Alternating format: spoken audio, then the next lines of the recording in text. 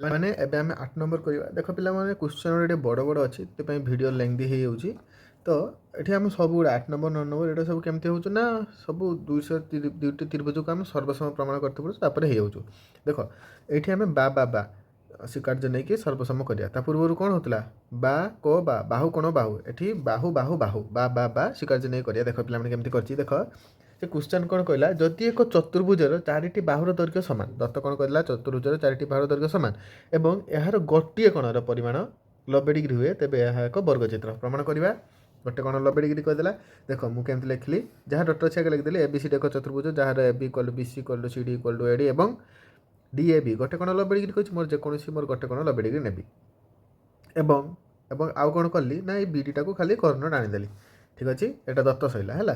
ତାପରେ ଏବେ ମୁଁ ଦୁଇଟା ତ୍ରିଭୁଜ ପାଇଗଲି, ଦୁଇଟା ତ୍ରିଭୁଜ ମଧ୍ୟରେ ସର୍ବସମ ଏଷ୍ଟାବ୍ଲିଶ୍ କରିବି। ଦେଖ ABD ହଉ କି ADB ମାନେ ଏଇ ତ୍ରିଭୁଜଟା ଆଉ BCD ତ୍ରିଭୁଜ ମଧ୍ୟରେ ତ୍ରିଭୁଜ ADB ଏବଂ ତ୍ରିଭୁଜ CDB ମଧ୍ୟରେ କ'ଣ କ'ଣ ସମାନ ଅଲରେଡ଼ି କହିଦେଇଛି, ବାହୁ ସମାନ। ତାମାନେ ଏଟା ଇକ୍ୱାଲ୍ ଟୁ ଏଟା ହେଇଥିବ, ଏଟା ଇକ୍ୱାଲ୍ ଟୁ ଏଟା ହେଇଥିବ, ଏଇଟା ଇକ୍ୱାଲ୍ ଟୁ ଏଟା ହେଇଥିବ, ଏଇଟା ଇକ୍ୱାଲ୍ ଟୁ ଏଟା ହେଇଥିବ, ସେଟା ମୁଁ ଲେଖିଦେଇଛି। AD = CD ଏବଂ AB = BC। ଠିକ୍ ଅଛି, ଏଟାର ଦତ୍ତ ଅଛି, ଏଟାର କିଛି ଆମର ଡାଉଟ୍ ନାହିଁ। ତାପରେ ଦେଖ ଏଇଟା ଦେଖ କମନ୍, ଏଇ ଯେ ଇଏଟା ବାହୁଟା ତ୍ରିଭୁଜ ପାଇଁ ଦୁଇଟା ସେଟା କମନ୍, ତାହେଲେ ଏଟା ବି ସମାନ ହେଇଥିବ। ତାହେଲେ BD କମନ୍ ସାଧାରଣ ବାହୁ ହେଇଗଲା। ତାପରେ ଲେଖିଦେଲେ ଦେଖ ପିଲାମାନେ, ଅତଏବ ତ୍ରିଭୁଜ যে ত্রিভুজটা নেলে ABD হଉ କି ADB ଗୋଟେ ନା ABD ଏବଂ ତ୍ରିଭୁଜ CDB ସର୍ବସମ କ'ଣ ପାଇଁ ନା ବା ସ୍ୱୀକାର୍ଯ୍ୟ ଅନୁସାରେ, କିମ୍ବା ଏଟାକୁ ତୁମେ ଲେଖିପାରିବ ବା ସ୍ୱୀକାର୍ଯ୍ୟ ଅନୁସାରେ ତ୍ରିଭୁଜ ABD ଏବଂ ତ୍ରିଭୁଜ CDB ସର୍ବସମ, ଯାହା ଚାହିଁଲେ ଲେଖିପାରିବ। ଯେତେବେଳେ ସର୍ବସମ ହେଇଗଲା ତାପରେ କ'ଣ ଆମେ ଲେଖିପାରିବା, ଯେହେତୁ ବାହୁ ଦ୍ୱାରା ସର୍ବସମ ହେଇଛି, ତେଣୁ ଆମେ C କୋଣ = A କୋଣ ଲେଖିପାରିବା। A କୋଣ = C କୋଣ ବା C କୋଣ ଯଦି ଏଇ ତ୍ରିଭୁଜଟା ଆগে ଲେଖିଛେ A = C ଲେଖିବାର ଥିଲା, ଠିକ୍ ଅଛି, ଉଲ୍ଟି ହେଇଛି, ଲେଖିଦେବ ପିଲାମାନେ A = C। ତାହେଲେ A = C, କିନ୍ତୁ A ଯେହେତୁ 90 ଅଛି, C ବି 90 ଲେଖିପାରିବି, ତାହେଲେ ତା ଇକ୍ୱାଲ୍ ଟୁ ଦେଇକି ମୁଁ ଆଉ ଥରେ 90 ଲେଖିଦେଲି। ତାହେଲେ ଏଟା 90 ଏଟା ବି 90 ହେଇଗଲା। ଯେହେତୁ ଏଟା 90 ହେଇଗଲା, ତାପରେ ଦେଖ କ'ଣ କରୁ। ଦେଖ ଆମର ଚତୁର୍ଭୁଜଟାର ସବୁ ବାହୁ ସମାନ କରିଦେଇଛି, ଖାଲି ଏଇ ଗୋଟେ 90 କରିଦେଇଛି, ଆଉ ସବୁଗୁଡ଼ା ଯଦି 90 ପ୍ରମାଣ କରିଦେଲା କ'ଣ ଗୁଡ଼ା, ତାହେଲେ ଏଟା ବର୍ଗଚିତ୍ର ହେଇଯିବ। ତ ଆମେ ସେଇଟା ହିଁ କରିଛେ। ଦେଖ ଏଟା ଆଗେ 90 ଥିଲା, ଏଟା 90 ପ୍ରମାଣ କରିଦେନି, ତାପରେ ଏଇ ଦୁଇଟାକୁ 90 କେମିତି ପ୍ରମାଣ କରୁଛୁ ଦେଖ। এটা অলরেডি কনসেপ্ট আমি বুঝি সারিছে। আর তো দেখা কেন কହୁଛୁ ত্রিভুজ ଗୋଟେ ବାଇ ତ୍ରିଭୁଜ ନେଲି ABD, ତ୍ରିଭୁଜ ADBରେ ABDରେ ତ୍ରିଭୁଜ ADBରେ କ'ଣ ଦେଇଛି, ଆମର ଏଇ ବାହୁଟା ଇକ୍ୱାଲ୍ ଟୁ ଏଇ ବାହୁଟା ଦେଇଛି, ତାହେଲେ ଏଇ କୋଣଟା ଇକ୍ୱାଲ୍ ଟୁ ଏଇ କୋଣ ହେଇଯିବ। ମୁଁ ଅଲରେଡ଼ି ତୁମକୁ ଏଇଠି ଦେଖ ବୁଝେଇ ସାରିଥିଲି ଏଇ ଜାଗାର। ତାହେଲେ ଏଇ କୋଣଟା ଇକ୍ୱାଲ୍ ଟୁ ଏଇ କୋଣଟା, ସେଇଟା ମୁଁ ଆଗରେ ଲେଖିଦେଇଛି। ତ୍ରିଭୁଜ ADB କୋଣ ଇକ୍ୱାଲ୍ ଟୁ ABD କୋଣ, କ'ଣ ପାଇଁ ନା ଯେହେତୁ ଆମର ଦତ୍ତ ଅଛି ବାହୁ ଦୁଇଟା ସମାନ, ତାହେଲେ ମୁଁ ଏଇ ଦୁଇଟା କୋଣକୁ x ଧରିନେଲି, ମୋ ଇଚ୍ଛା ମୁଁ x ଧରିନେଲି। ମନେକର ଏଇ ଦୁଇଟା କୋଣ ଇକ୍ୱାଲ୍ ଟୁ x, ଏବଂ ଆମେ ଜାଣୁ ଯେ ତ୍ରିଭୁଜର 3 କୋଣର ସମଷ୍ଟି କେତେ 180 ଡିଗ୍ରୀ, ଯାହା ଥିଲା ସେଇଟା ସେଇ ଟାଇପ୍ର। ଦେଖ ଏଇଟା ଆଗରୁ କରିନଥିଲେ କି ଆମେ, ଦେଖ ଫେର ସେଇଟା ଲାଗିଦେଲି, ସବୁ କୋଣ ଗୁଡ଼ାକୁ ଲାଗିଦେଇକି ଯୋଗ କରିଦେଲି, x ଗୁଡ଼ାକୁ ପାଖକୁ ଆଣିକି x + x 2x କରିଦେଲି, 90 ଆର ନେଇକି ବିয়োଗ କରିଦେଲି, x = 90/2 45 ହେଇଗଲା, x 45 ହେଇଗଲା। x 45 ମାନେ ଶୁଣ, x କାହାକୁ ଆମେ ନେଇଛେ, ଆକୁ ନେଇଛେ, ତ ଆର ଭ୍ୟାଲୁ 45 ହେଇଗଲା, ସେଇଟା ମୁଁ ଲେଖିଦେଲି ADB = ABD = 45। ସେଇଭଳି ଆମେ ଏଇ ତ୍ରିଭୁଜର ବି ଏଇ କୋଣଟା ଦେଖ 1 2, ଏବେ ସେଇଥିପାଇଁ 1 2 ଲେଖିଦେଇଛି ପିଲାମାନେ, ତୁମକୁ ବୁଝତେ ବି ଇଜି ହେବ। 1 2 ଆମେ 45 କରିଦେଲେ, ତାହେଲେ ଏଇ ଯେ ତ୍ରିଭୁଜଟା ଏବେ ନେବା 4 5 4 3 ବି 45 ଆମେ କରିପାରିବା। ଦେଖ ସେଇଟା ମୁଁ ଲେଖିଦେଲେ। ସେଇଭଳି ତ୍ରିଭୁଜ CDBରେ ଆମେ ପ୍ରମାଣ କରିପାରିବା ଯେ 4 ଆଉ 3 4 3 ମାନେ କ'ଣ, 4 ବଦଳ CDB = DBC = 45 ହେଲା। ତ ଦେଖ ପିଲାମାନେ এইটা 45 ମୁଁ କାଟିଦେଲି, এটা 45 ପ୍ରମାଣ କରିଦେଲି, ଉପରେ ବି ସେମିତି এটা 45 এটা 45, ଟୋଟାଲଟା କେତେ ହେଇଗଲା 45 45 90 ହେଇଗଲା ନାকি, ଇଜି। ଦେଖ ସେଇଟା କରିଦେଲି। ଏବଂ ଏବେ ଦେଖ ଏବେ ସରି ଏଠି ଏବଂ ଏବେ ଚତୁର୍ଭୁଜର ABC କୋଣ, ABC କୋଣକୁ ଦେଖ, ABC କୋଣକୁ ମୁଁ କ'ଣ ଲେଖିପାରିବି, এইটা ଯୁକ୍ତ এইটা, ତାମାନେ ABD କୋଣ ଯୁକ୍ତ CBD କୋଣ, ସେଇଟା ମୁଁ ଲେଖିଲି। ଚତୁର୍ଭୁଜର ABC କୋଣ ଇକ୍ୱାଲ୍ ଟୁ ABD କୋଣ ପ୍ଲସ୍ CBD କୋଣ, କାରଣ ଦୁଇଟା କୋଣର ଯୋଗ ହେଇକି ଗୋଟେ ବଡ଼ କୋଣଟା ତିଆରି ହେଇଛି। ତ ଆ ଭ୍ୟାଲୁ ଆମ ପାଖରେ ଅଛି, ଆ ଭ୍ୟାଲୁ ଆମ ପାଖରେ ଅଛି, 50 50 90 ହେଇଗଲା। ସେଇଭଳି ଆମେ ପ୍ରମାଣ କରିପାରିବା ଏଇ ପାର୍ଟଟା। ତଳଟା କଲେ ଏବେ ADCଟା କରିବା, ସେଇଟା ଲେଖିଦେଲେ। ସେଇଭଳି ADC = ସେ ଦୁଇଟା ଛୋଟିଆ ଦୁଇଟା କୋଣର ଯୋଗଫଳ 45 45 କେତେ ହେଇଗଲା 90 ଉପର ହେଇଗଲା 2ଟା ସାରା 90 ହେଇଗଲା। ଦେଖ ଉପରୋକ୍ତ ଚତୁର୍ଭୁଜର ସବୁ ବାହୁ ସମାନ ଏବଂ ସବୁ କୋଣ ସମକୋଣ ହେଲା, ତେଣୁ ଏହା ଏକ ଚତୁର୍ଭୁଜ। ପିଲାମାନେ ହେଇଗଲା, ପ୍ରମାଣ ହେଇଗଲା। ତ ପିଲାମାନେ ଟିକେ ଭଲସେ ଦେଖିବ, ଭିଡ଼ିଓ ଲେନ୍ଥି ହେଉଛି, ସବୁଗୁଡ଼ା ଏମିତି ତୁମର ଦେଇଛି ଗପ ଟାଇପ୍ର। ତ ଦେଖ ପ୍ରୋସେସ୍ ଠିକ୍ ଅଛି, କିଏ ଏଇଟାକୁ ଟିକେ ଉଲ୍ଟେଇକି ଲେଖିଦେବ, ମାନେ ସର୍ବସମ ହେବ ତ ଲେଖା ତୁମ ସାର୍ମାନେ ଟିକେ ଯଦି ଉଲ୍ଟେଇକି ଲେଖିଦେଲେ ତ କିଛି ଡରିବାର ନାହିଁ, ଏହା ହିଁ ହେବ, ଆନ୍ସର୍ ଏଇଭଳିଆ ହେବ। ଆଉ କିଛି ଡରିବାର ନାହିଁ, ଏଗୁଡ଼ା ସବୁ ଟିକେ ଲେଖିକି ପ୍ରାକ୍ଟିସ୍ କରେ ପିଲାମାନେ। ଏବେ ଯିବା ଆମେ 9 ନମ୍ବର। 9 ନମ୍ବରରେ କ'ଣ କହିଲା, କେଉଁ ପ୍ରକାର ଚତୁର୍ଭୁଜର ବିପରୀତ ବାହୁମାନଙ୍କର ଦୈର୍ଘ୍ୟ ସମାନ। କେଉଁ ପ୍ରକାର ଚତୁର୍ଭୁଜର ବିପରୀତ ବାହୁମାନଙ୍କ ଦୈର୍ଘ୍ୟ ସମାନ, ତୁମର ଉତ୍ତର ପ୍ରତି ଯଥାର୍ଥ ପ୍ରତିପାଦନ କର। ଦେଖ ପିଲାମାନେ, ଏଠି କ୍ୱେଶ୍ଚନଟା ଆମକୁ ଟିକେ ଭଲସେ ବୁଝିବାକୁ ହେବ। କହିଲା କେଉଁ ପ୍ରକାର ଚତୁର୍ଭୁଜର ବିପରୀତ ବାହୁମାନଙ୍କର ଦୈର୍ଘ୍ୟ ସମାନ। ଠିକ୍ ଅଛି, ମୁଁ ଲେଖିଦେଇଛି କିନ୍ତୁ ମୁଁ ତୁମକୁ ଭଲସେ ବୁଝେଇବି, ଟେନସନ୍ ନେବନି। କହିଲା ଯଦି ଗୋଟେ ଚତୁର୍ଭୁଜ ଅଛି, ଏଇଟା କ୍ୱେଶ୍ଚନ୍ ଟିକେ ଉଲ୍ଟାପାଲ୍ଟା ଅଛି, ଭଲସେ ସେ ବନେଇ ନାହାନ୍ତି। କ୍ୱେଶ୍ଚନଟା ହେଇନଥା ଯଦି ଏକ ଚତୁର୍ଭୁଜର ବିପରୀତ ବାହୁ ସମାନ, ତାହେଲେ ଏହା କେଉଁ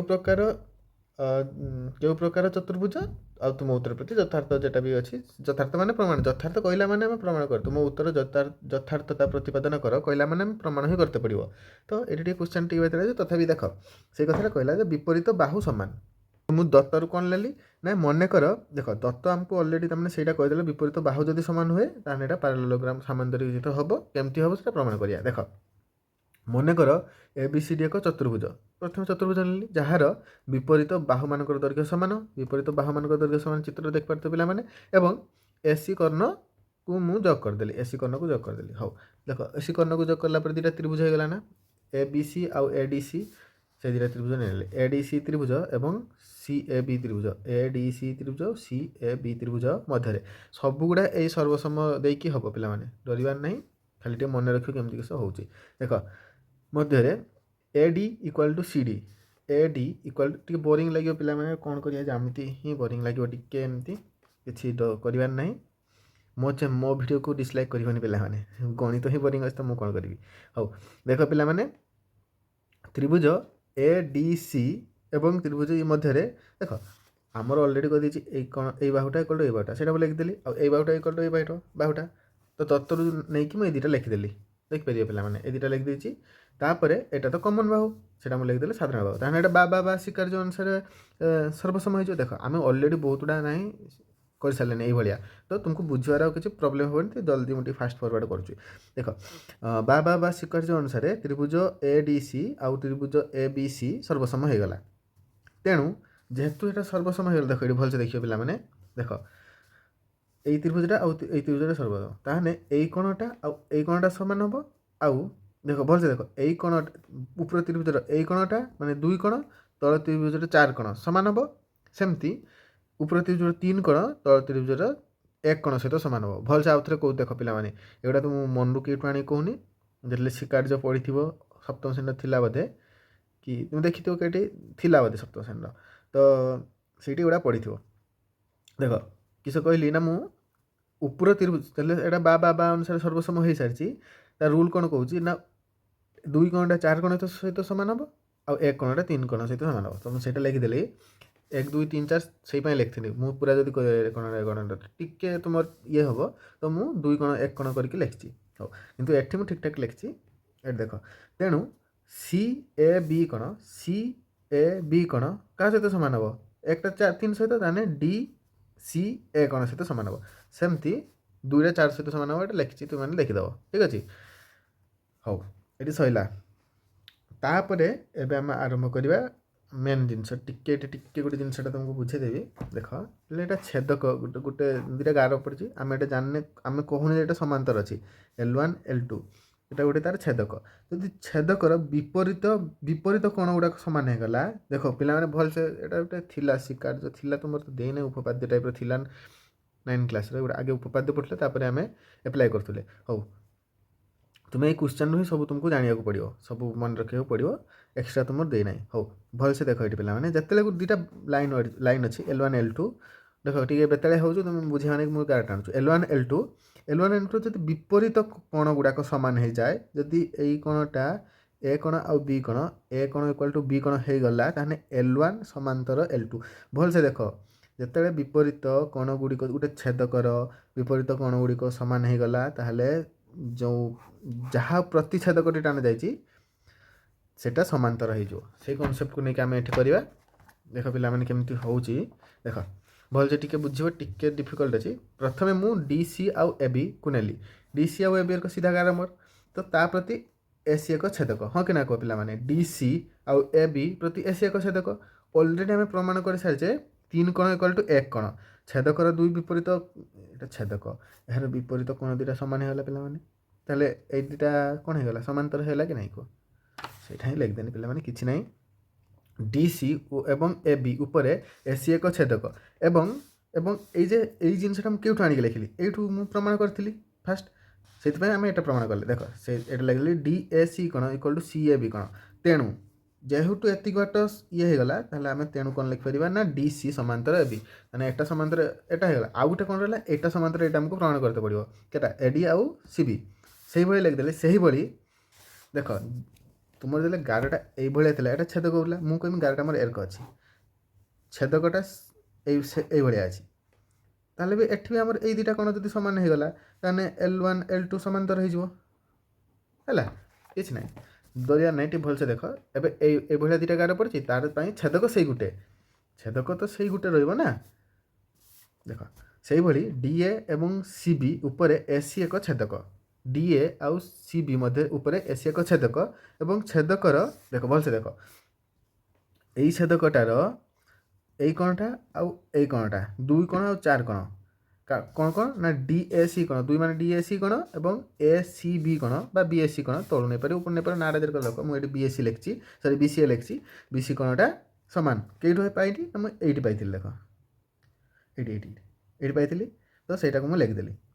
ତାହେଲେ କ'ଣ ହେଇଗଲା? DA ସମାନ୍ତର CB ହେଇଗଲା। DA ସରି ଯାହା ଲେଖିପାରିବ, AD ଲେଖିପାରିବ, DA ଲେଖିପାରିବ, DA ସମାନ୍ତର CB, ଠିକ୍ ଅଛି, ସମାନ୍ତର ହେଇଗଲା।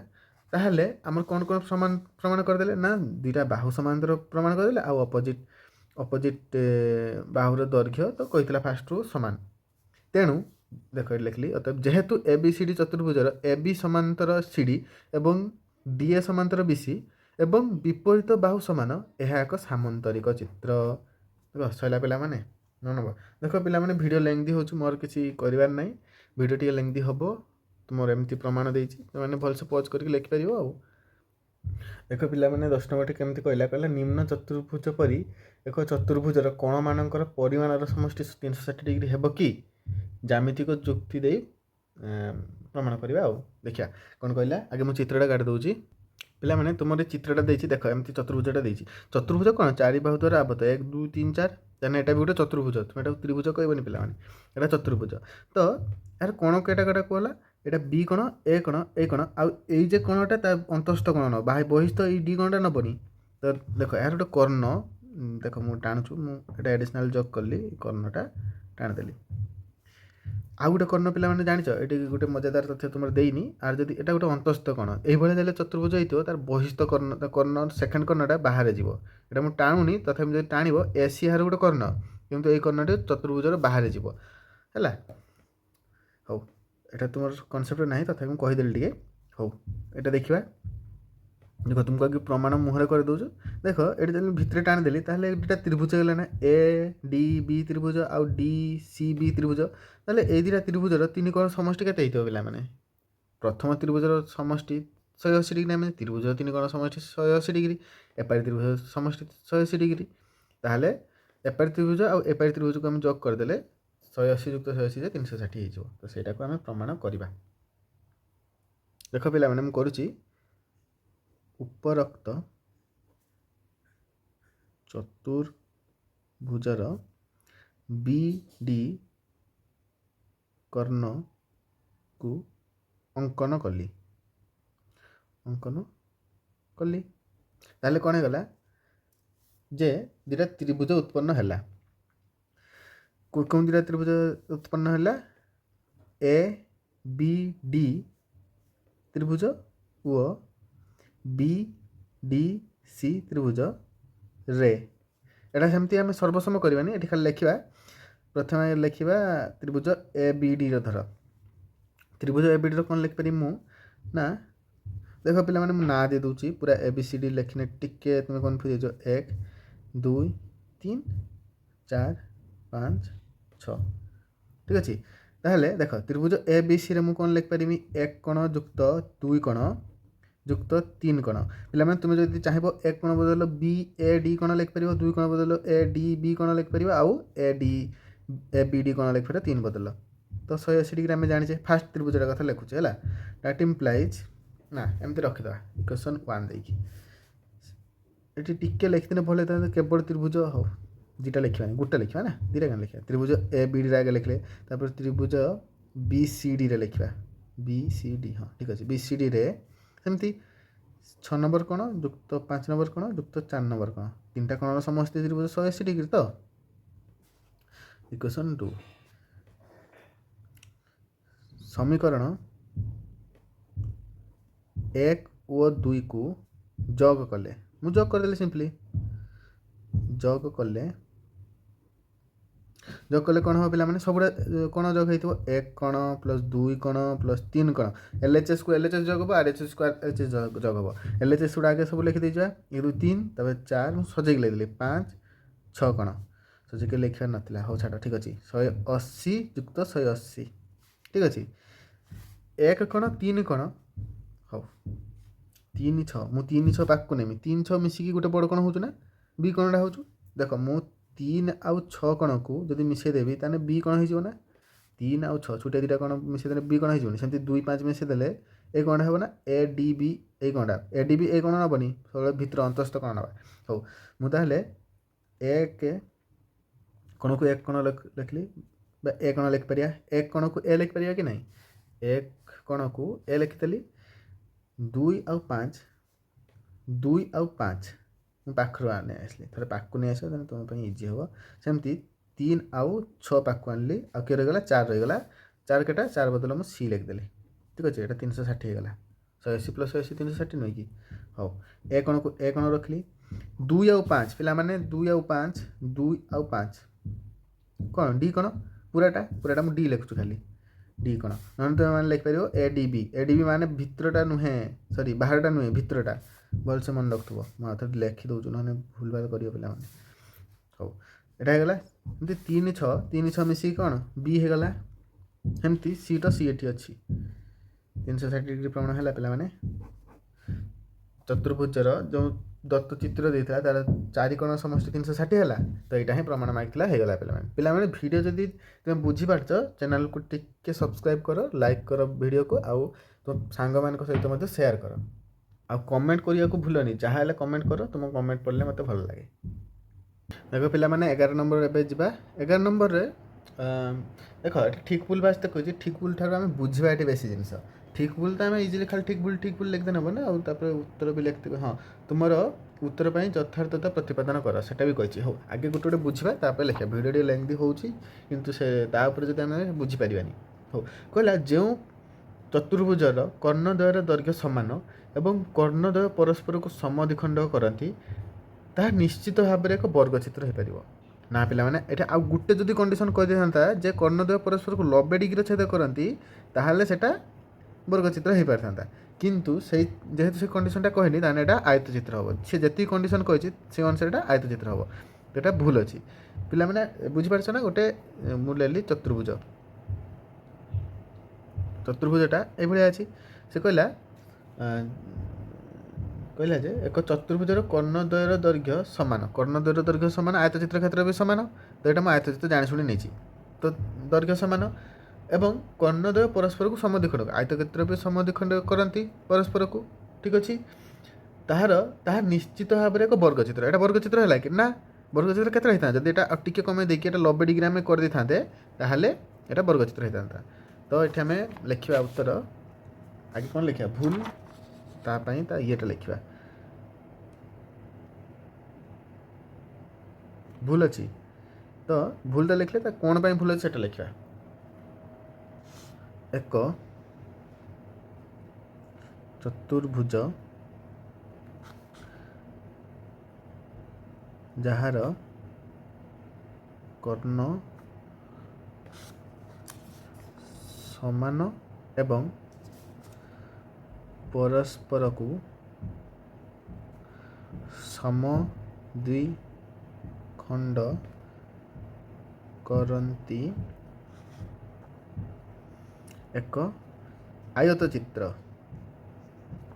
मु ठीक ठाक कर लिखिदेली ना आयत चित्र एटा एटा होता एटा ठीक है जेहेतु भूल अच्छी ता भूल पे कारणटा मुझे लिखली एठी है भूल एटा भूल गोटे आंसर तापर ता कारण अलग लिखी 11 नंबर आई गला टुआई देख टुआईटा कौन कहला कहला तीनोटी समकोण थिबा एक चतुर्भुज निश्चित एक आयतचित्र हम एटा आयतचित्र हम ठीक अच्छे पिला माने देख से कौन कहला कहला तीनोटी समकोण हो एटा लबे होईची एटा लबे होईची एटा लबे होईची तो एटा कौन लबे हम एटा लबे होने सिना समकोण सॉरी आयतचित्र हो जिवो ऑब्वियसली तो तीनटार समष्टि केते 360 डिग्री सॉरी चारटार समष्टि 360 डिग्री तीनटा आमर अच्छी तीनटा केते 29 27 270 हो गलानी 360 ରୁ 270 वियोग कर दियो आ गोटे रहा 90 है कि जेटा बाकी रहा से केमती काढ़िया एटा तीनटार समष्टि माइनस टोटालटा टोटाल 360 तीन समष्टि हो 270 तो 90 हो गला जेहेतु 90 गला आयतचित्र हम है जो लिखिया ठीक है पिला माने ठीक भूलभाल हो ठीक है पे ठीक लिखी चिक पड़ोनी ठीक तार कारण लिखा चतुर्भुजर जदि 3टी कोण 90 डिग्री हुए तेबे चतुर्थ कोणटी मध्य 90 डिग्री बा समकोण हेब केमती हम तुमको कहीदेली तेणु यह एक आयत चित्र हेब ठीक अच्छे पिला माने एबे करिबा 3i कौन कहला 3i कहला जो चतुर्भुजर कर्णद्वय परस्पर को समद्विखंडक करती ताहा एक सामंतरिक चित्र देख पे मैंने भी ठीक अच्छी मु ठीक लिख दूची सबूटा ठीक को हो ठीक हाँ ठीक आउ ठीक जोटा अच्छी तार कारण हाँ कारण टे लिखिदे जदि चतुर्भुजर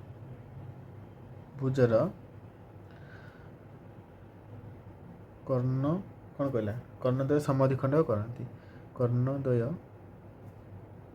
परस्पर को समद्विखंड करती तेबे आमे चतुर्भुज टिको सामंतरिक चित्र बोली प्रमाण करिपरिबा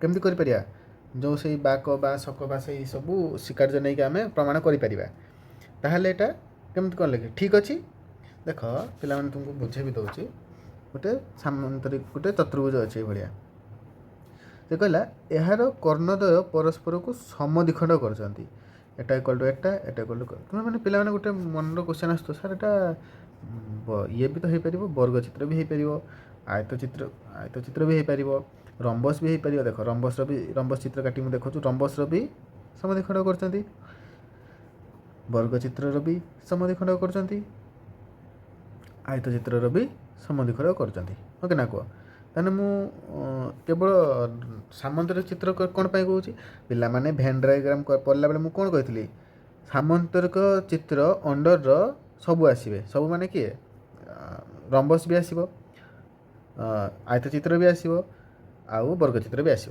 तो एटा सफिसीयंट जी खाली जे डायगोनाल समद्विखंड कहला टिके भूल पिला माने एटा सिंगल गार हम गोटे सिंगल गार गोटे डबल गार हम एटी भी सेया कारण एटा आ सहित सामान हम एटा आ सहित परस्पर को सामान करें ना ये आयत चित्र क्षेत्र में वर्ग चित्र क्षेत्र में परस्पर को सामान करेंगे किंतु ए क्षेत्र में या सहित सामान हम या सहित सामान हम हो जहाँ भी हो तो आमर ठीक ଖାଲି ଯେ ଡାଇଗୋନାଲ୍ ସମଦ୍ୱିଖଣ୍ଡ କହିଲା ତାହେଲେ ଏଟା ଇଏ ହେବ କ'ଣ ହେବ ନା ଏଟା ଆମେ ସାମନ୍ତରିକ ଚିତ୍ର ବୋଲି ପ୍ରମାଣ କରିପାରିବା। ରମ୍ବସ୍ କ'ଣ ପାଇଁ କରିପାରିବା ନାହିଁ କାରଣ ରମ୍ବସ୍ ପାଇଁ ଏକ୍ସଟ୍ରା ଦରକାର ଏଟା 90 ଡିଗ୍ରୀ ହେବା ଦରକାର। ଆୟତଚିତ୍ର କ'ଣ ପାଇଁ କରିପାରିବା ନାହିଁ ଆୟତଚିତ୍ର କ୍ଷେତ୍ରରେ ସବୁଗୁଡ଼ା ସମାନ ହେବା ଦରକାର ଆଉ ଏଇ କ'ଣଟା 90 ଡିଗ୍ରୀ ହେବା ଦରକାର। ସେମିତି ବର୍ଗଚିତ୍ର କ୍ଷେତ୍ରରେ ଏଟା 90 ଡିଗ୍ରୀ ହେବ ଏଟା 90 ଡିଗ୍ରୀ ହେବ ଆଉ ସବୁଗୁଡ଼ା ସମାନ ହେବ। ତ ଏତେ ସଫିସିଏଣ୍ଟ ଆମର ଦେଇନି ନା ଏଗୁଡ଼ା ସବୁ କଣ୍ଡିସନ୍ ଆମ ପାଇଁ ଦେଇନି ଆମର ଖାଲି ଏଇ କଣ୍ଡିସନ୍କୁ ସାଟିସ୍ଫାଏ କରୁଛୁ ଯେହେତୁ ଆମେ ଏଟାକୁ ଠିକ୍ ଲେଖିବା। ଠିକ୍ ଅଛି ପିଲାମାନେ ଟିକେ ଅଧିକା ବୁଝେଇ ଦେଉଛି ବୁଝିଥାଅ। ଆଇଭିରେ କ'ଣ କହିଲା ଯେଉଁ ଚତୁର୍ଭୁଜର କର୍ଣ୍ଣଦ୍ୱୟ ପରସ୍ପର ପ୍ରତି ଲମ୍ବ ତାହା ଏକ ରମ୍ବସ୍। ନା ପିଲା ଏଟା ଭୁଲ ଅଛି। କ'ଣ ପାଇଁ ଭୁଲ ଅଛି ମୁଁ ଲେଖୁଛି ଏଟା ଭୁଲ ଅଛି। କ'ଣ ପାଇଁ ଭୁଲ ହେଲା ନା ସେ କହିଲା କେବଳ ରମ୍ବସ୍ର ଯେଉଁ ଚତୁର୍ଭୁଜର କର୍ଣ୍ଣଦ୍ୱୟ ପରସ୍ପରକୁ ଲମ୍ବ ତାହା ଏକ ରମ୍ବସ୍। ନା ରମ୍ବସ୍ର କେବଳ ଏଇ ଯେ ରମ୍ବସ୍ଟା ମୁଁ କଲି ଏଟା ରମ୍ବସ୍ କଲି ସାମନ୍ତରିକ ଚିତ୍ର ଏଟା ରମ୍ବସ୍ର ସେ କହିଲା ଏଇଟା ଯଦି 90 ଡିଗ୍ରୀ ହେଇଗଲା ଏଟା ରମ୍ବସ୍ ହେଇଯିବ। ନା ପିଲାମାନେ ଆଉ ଗୋଟେ କଣ୍ଡିସନ୍ ଏଠି କହିବାର ଥିଲା ଯେ ଏହାର କର୍ଣ୍ଣଦ୍ୱୟ ପରସ୍ପରକୁ ସମଦ୍ୱିଖଣ୍ଡକ କରନ୍ତି। ଏଇଟା ଯେହେତୁ କହିନି ତାହେଲେ ଏଟା ଆମେ କହିପାରିବାନି ରମ୍ବସ୍ ହେବ କାରଣ ମୁଁ ଗୋଟେ ଚତୁର୍ଭୁଜ ଏମିତି ନେଲି ଏଇଭଳିଆ କିଛି ନେଲି ହୁଏତ ଏଟା 90 ଡିଗ୍ରୀରେ ଛେଦ କରିପାରେ ଏ କ'ଣଟା 90 ଡିଗ୍ରୀ ହେଇଯାଇପାରେ କିନ୍ତୁ ଏଟା କ'ଣ ରମ୍ବସ୍ କହିପାରିବା କି ନା ସେଇଟା ଆମେ ଲେଖିବା କାରଣ ଲେଖିଦେବା।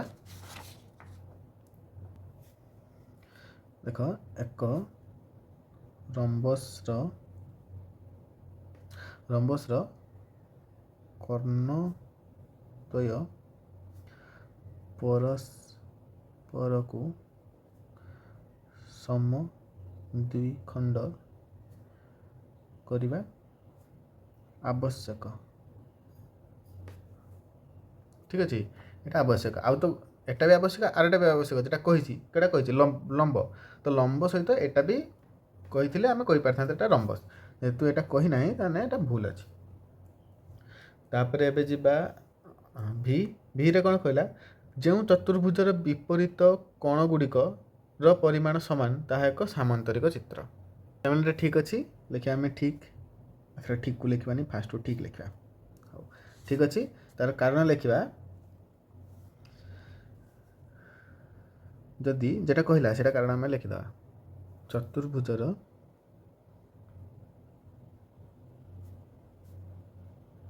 ବିପରୀତ କୋଣର ପରିମାଣ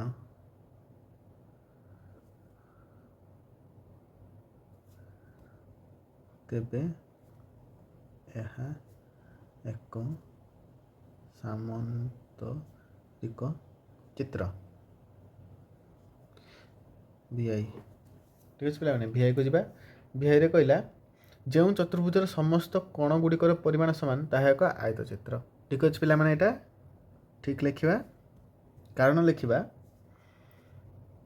ଯଦି ଚତୁର୍ଭୁଜର ଅକ୍ଷର ପିଲାମାନେ ଟିକେ ଇଗ୍ନୋର କରିବ ତୁମେ ଭଲସେ ଲେଖ ମୋର ଟିକେ ଅକ୍ଷର ଟିକେ ହେଉନାହିଁ କାରଣ ଲେଖାଲେଖି କାମ ଆମର ଟିକେ କମ୍। ହଉ ଏଇଟା ଠିକ୍ ଲେଖିଲେ ଯଦି ଚତୁର୍ଭୁଜର ସବୁ ବାହୁ ଏଇଟା ଦତ୍ତ କହିଦେଲା ନା ସବୁ ବାହୁ ସମାନ ତେବେ ପ୍ରତ୍ୟେକ ବାହୁର ପ୍ରତ୍ୟେକ କୋଣର ପରିମାଣ କେତେ ହେଇଯିବ ପ୍ରତ୍ୟେକ ବାହୁ ସମାନ ମାନେ କୋଣ ବି ସମାନ ହେଇଯିବ ନା ପ୍ରତ୍ୟେକ କୋଣର ପରିମାଣ କେତେ ହେଇଯିବ ସବୁ ଯଦି କୋଣ ବି ସମାନ ହେଇଗଲା ତାହେଲେ 360/4 ଯେ 90 ଡିଗ୍ରୀ ହେଇଗଲା ମାନେ କ'ଣ ଆୟତଚିତ୍ର ହେଇଗଲା।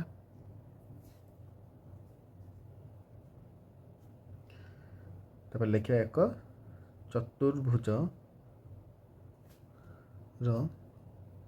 ସବୁ କୋଣ 90 ଡିଗ୍ରୀ ହେଲେ ଏହା ଏକ କ'ଣ ଆୟତଚିତ୍ର ହେଇଗଲା ଆୟତଚିତ୍ର। ଠିକ୍ ଅଛି ଲାଷ୍ଟଟା କରିବା ଦେନେ ଏଇ ଅନୁଶୀଳନୀଟି ସରିଯିବ ତାପରେ ଆମେ ସଂଖ୍ୟାର କାହାଣୀ ବିଷୟକୁ ଯିବା। ଟେନସନ୍ ନିଅନି ପିଲାମାନେ ତୁମର ବହି ସାରିବା ଦାୟିତ୍ୱ ମୋର ଟେନସନ୍ ନେବନି ବହି ନିହାତି ଭାବରେ ସରିବ ତୁମେ ଜଷ୍ଟ ଚ୍ୟାନେଲକୁ ସବସ୍କ୍ରାଇବ୍ କର ଆଉ ଭିଡ଼ିଓକୁ ଲାଇକ୍ କର। ହଉ କ'ଣ କହିଲା କହିଲା ସମଦ୍ୱିବାହୁ ଟ୍ରାପିଜିୟମ୍ ଗୁଡ଼ିକ ସାମନ୍ତରିକ ଚିତ୍ର। ଦେଖ ପିଲାମାନେ ଏଇଟା ଭୁଲ ଅଛି। ସମଦ୍ୱିବାହୁ ଟ୍ରାପିଜିୟମ୍ ଚିତ୍ର ଆଗେ ଆମେ କାଟିବା କେମିତି ଦେଖିବା। ସମଦ୍ୱିବାହୁ ଟ୍ରାପିଜିୟମ୍ ଗୁଡ଼ା ଦେଖିବ ଏମିତି ପିଲାମାନେ, ଠିକ୍ ଅଛି। ସମଦ୍ୱିବାହୁ ଟ୍ରାପିଜିୟମ୍ ଏମିତି। ଏଇଠି ଗୋଟେ ପେୟାର ହେଲା ସମାନ୍ତର, କିନ୍ତୁ ଏଇ ପେୟାରଟା ସମାନ୍ତର ହେଲା କି? ଏଇଟା ତ ଯାଇକି ଯେଇଠି ଟଚ୍ କରିଯିବ ନା ଉପରେ, ଏଇଟା ସମାନ୍ତର ନୁହନ୍ତି। ଯେହେତୁ ଏଇଟା ସମାନ୍ତର ନୁହନ୍ତି ତାହେଲେ ଏଟାକୁ ଆମେ ସାମନ୍ତରିକ ଚିତ୍ର କେମିତି କହିବା? ଆମ ସାମନ୍ତରିକ ଚିତ୍ରରେ ପୁରା କହିଛି ଦୁଇଟା ସାରା ପେୟାର ହେଇଥିବ ସମାନ୍ତର।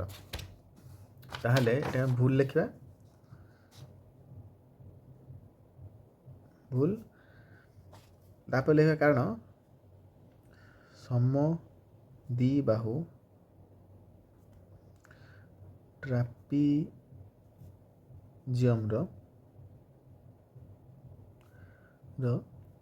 ଏକ ଯୋଡ଼ା ବାହୁ ସମାନ୍ତର, କିନ୍ତୁ ସାମନ୍ତରିକ ଚିତ୍ରର ଦୁଇ ଯୋଡ଼ା ବାହୁ ସମାନ୍ତର ହେବା ଆବଶ୍ୟକ। ପିଲାମାନେ ଏବେ ତୁମର ବିଷୟଟି ତ ପୁରା ଏଣ୍ଡ ହେଇଯାଇଛି, ଚତୁର୍ଭୁଜ ବିଷୟଟି। ତାପରେ ନେକ୍ସଟ ଆମେ ସଂଖ୍ୟାର କାହାଣୀ ପଢ଼ିବା। ତା ପୂର୍ବରୁ ମୁଁ ପିଲାମାନେ ତୁମକୁ 4ଟି କ୍ୱେଶ୍ଚନ୍ ଦେଉଛି। ପିଲାମାନେ ଦେଖ, ତୁମେ ଭିଡ଼ିଓ ଦେଖୁଛ ତାମାନେ ନୁହେଁ ଯେ ତୁମେ ଜଷ୍ଟ ଭିଡ଼ିଓ ଦେଖିକି ଚାଲିଯିବ ନା। ତୁମେ ଆଟେମ୍ପ୍ଟ କର, ନିଜେ ଟ୍ରାଏ କର। ନ ହେଉଛି ବି ତୁମେ ଲାଜ କରନି, ତୁମେ ପଚାର ମୋତେ କମେଣ୍ଟରେ। ଆ ପାଇଁ ଯଦି କହିବ ଏଇ 4ଟା ପାଇଁ ପୁରା ଅନ୍ୟ ଏକ ଭିଡ଼ିଓ 10-15 ମିନିଟ୍ ହେବ ବନେଇକି ମୁଁ ତାକୁ ବୁଝେଇଦେବି। କିନ୍ତୁ ତୁମେ ଆନ୍ସର୍ ଗୁଡ଼ା ସମସ୍ତେ ମୋତେ ଲେଖିବ। ଦେଖ ପିଲାମାନେ କେମିତି ଲେଖିବ ନା, ଆଇର ଆନ୍ସର୍ I ଇକ୍ୱାଲ୍ ଟୁ ଦେବ 2। 4 ଥର କମେଣ୍ଟ କର, କିଛି ନାହିଁ। ମୁଁ 4 ଥର କମେଣ୍ଟ ତୁମର ପଢ଼ିବି। କିନ୍ତୁ କହ ସାର୍ ଆମେ 4 ଥର କମେଣ୍ଟ କରିବା ଏନୋଇଂ ହେଇଯିବ କି ବିରକ୍ତି ହେବେ ଆପଣ। ନା, ମୁଁ ବିରକ୍ତି ହେବିନି। ତୁମେ 1 ନମ୍ବର କ୍ୱେଶ୍ଚନ୍ ଦିଅ, 2 ନମ୍ବର ଦିଅ, 3 ନମ୍ବର। 2 ନମ୍ବର ତ ଅପସନ୍ ବି ଦେଇଦେଇଛି। 3 ନମ୍ବର 4 ନମ୍ବର କର, ଟ୍ରାଏ କର। ନହେଲେ ମୋତେ କମେଣ୍ଟରେ ଜଣାଅ ସାର୍ ହେଉନାହିଁ, ଆମେ 3 ନମ୍ବର କରିପାରୁନେ, 4 ନମ୍ବର କରିପାରୁନେ। ଯିଏ ଯେମିତି କହିବ ମୁଁ ତା ପାଇଁ, ଯଦି ଏମିତି ମୁଁ କମେଣ୍ଟ ଦେଖିଲି ତାହେଲେ ମୁଁ ସବୁଗୁଡ଼ାକ ସଲ୍ଭ କରିକି ଗୋଟେ ଭିଡ଼ିଓରେ ତୁମ ପାଇଁ ପ୍ରସ୍ତୁତ କରିବି। ପିଲାମାନେ ସେ ପାଇଁ ଟେନସନ୍ ନେବନି, କିନ୍ତୁ ତୁମେ ଆଟେମ୍ପ୍ଟ କର। ଦେଖୁଛି କିଛି ପିଲା ଟ୍ରାଏ କରୁଛ, କିଛି ପିଲା ଟ୍ରାଏ ହିଁ କରୁନ। ଆନ୍ସର୍ ଦିଅ କମେଣ୍ଟରେ, ମୁଁ ତୁମ କମେଣ୍ଟକୁ ମୁଁ ଅପେକ୍ଷା କରୁଛି। ଆଉ ଦେଖ, ଭିଡ଼ିଓ ତୁମେ ନିଜେ ଦେଖୁଛ କେତେ ଲେନ୍ଦି ହେଇଯାଉଛି, କାରଣ ଏଇଟା ଅଛି ସେମିତି ବୁଝେଇବା ପାଠ। ତ ସେ ପାଇଁ ପିଲା ମୁଁ ଆଉ କିଛି କରିପାରିବିନି। ଭିଡ଼ିଓ ସର୍ଟ କରିବାକୁ ମୁଁ ଯେତେ ଚେଷ୍ଟା କରୁଛି, ଭିଡ଼ିଓ ଲେନ୍ଦି ହେଇଯାଉଛି। ତ ପିଲାମାନେ ତୁମେମାନେ ସ୍କୁଲରେ ବି ଯେତେବେଳେ ପଢ଼ୁଛ, ସାର୍ମାନେ ବି 45 ମିନିଟ୍ ମିନିମମ୍ ଗୋଟେ କ୍ଲାସ୍ ନେଉଛନ୍ତି। ତ ଗୋଟେ କ୍ଲାସ୍ରେ ତ ଚତୁର୍ଭୁଜ ସେମାନେ ସାରୁନାହାନ୍ତି, ସେମାନେ 3-4ଟା ପିରିୟଡ଼ ନେଉଛନ୍ତି। ତ ଆମେ ବି କେତେ ସର୍ଟ କରିବା ଆଉ ଭିଡ଼ିଓକୁ? ତ ଏଇଟା ସମ୍ଭବ ନୁହେଁ ଆଉ ସର୍ଟ କରିବା, କାରଣ ତୁମକୁ ବୁଝେଇବାକୁ ବି ମୋତେ ଅଛି। ସେମିତି ଖାଲି ମୁଁ ପଢ଼ି ଦେଇକି ଚାଲିଯିବି, ଲେଖିଦେଇକି ଚାଲିଗଲେ ତ ହେବନି ନା। ହଉ ଠିକ୍ ଅଛି ପିଲାମାନେ, ଯଦି ଠିକ୍ଠାକ୍ ସବୁ ଅଛି ଟିକେ ଚ୍ୟାନେଲ୍କୁ ସବସ୍କ୍ରାଇବ୍ କର। ତୁମେ ଯେତେ ମୋତେ ଭଲ ପାଇବା ଦେବ ସେତେ ମୁଁ ତୁମ ପାଇଁ ଜଲ୍ଦି ଭିଡ଼ିଓ ବନେଇବି। ଆଉ ଭିଡ଼ିଓକୁ ଲାଇକ୍ କର, ସାଙ୍ଗମାନଙ୍କ ସହିତ ମଧ୍ୟ ସେୟାର କର। ଠିକ୍ ଅଛି ପିଲାମାନେ, ନେକ୍ସଟ ଭିଡ଼ିଓରେ ଦେଖା ହେବ, ଯେଉଁଟାକି ସଂଖ୍ୟାର କାହାଣୀ।